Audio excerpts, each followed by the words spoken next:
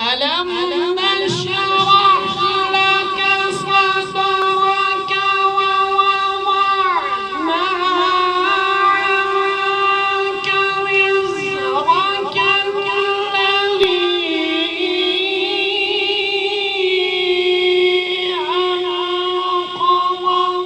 ظهرك ورفعنا لك ذكرك فإن